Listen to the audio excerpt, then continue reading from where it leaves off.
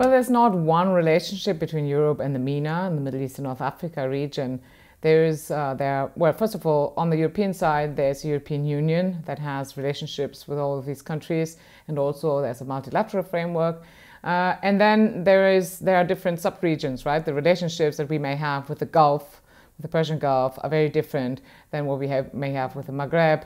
The interests are very different. Then member states have specific interests in countries. So you can't really reply to this in a generic way, but I would say that right now, if you want to give a generic answer, right now the European thinking on the MENA region is very much focused on security, is very much focused on how to solve the three open warfare conflict that we have in the southern neighborhood, which are in Yemen, Libya, and in Syria. And at the same time struggling for influence in a region that is increasingly being dominated by regional power struggles and also the global power contest. When the MENA region was hit by popular uprisings in 2011, it became very clear and very fast, very clear to everyone what the challenges were, what these people were demanding. These protests were grown on a bed of authoritarian governance, of non-accountability, of bad economic situation, youth unemployment, rampant corruption, and so on. So initially, essentially everything, structural challenges that can be remedied just by accountable governance. All of these challenges are still there, if not worse than before 2011.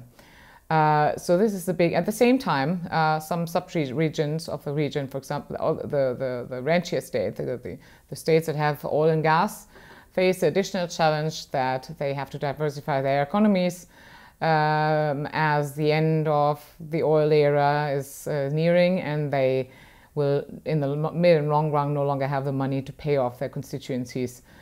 So there is a host of necessary reforms coming up.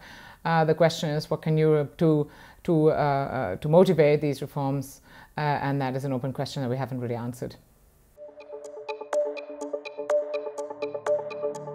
When you ask about the opportunities, it is really also, at the same time, a question is what is that we, the Europeans, can do to help these opportunities flourish? And these are two different questions.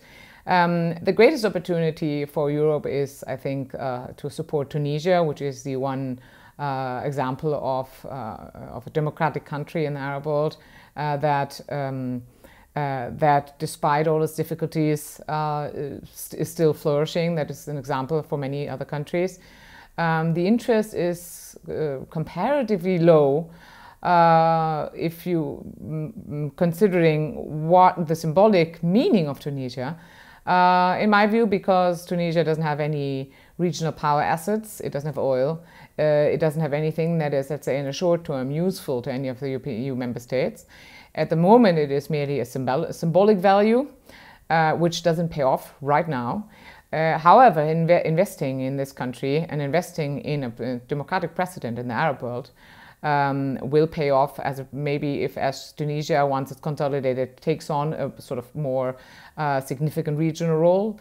And also, there's other countries, in particular in the Maghreb and in the nearer Levant, that are sort of, if not democratic, that are moving into the right direction, such as Jordan and Morocco, where the European Union still has significant influence and significant leverage, and that is where they could and should invest their resources to build a relationship and push these countries towards more accountable governance in order to, help establish like little nucleus of better governance and of hence also better cooperation on regional issues, which is really what the Europe is interested in. And so make an investment in the good examples, make an investment in those places where positive examples of governance are flourishing.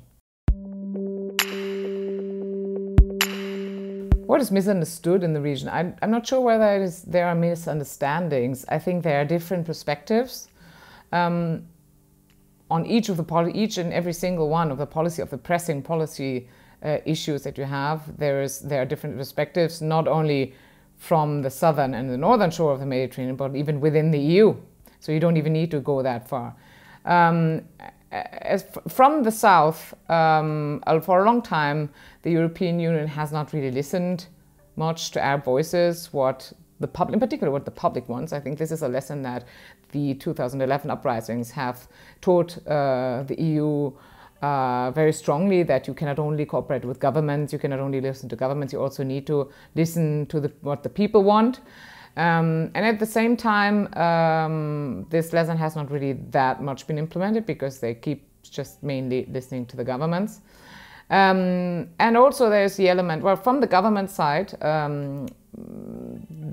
the governments often accuse EU member states, in particular those with a colonial history, of still trying to push their prerogative in the region, of favoring, having vested interests, of favoring their own countries, and it's in a way perpetuating their sort of colonial prerogative in the region and trying to basically stay dominant.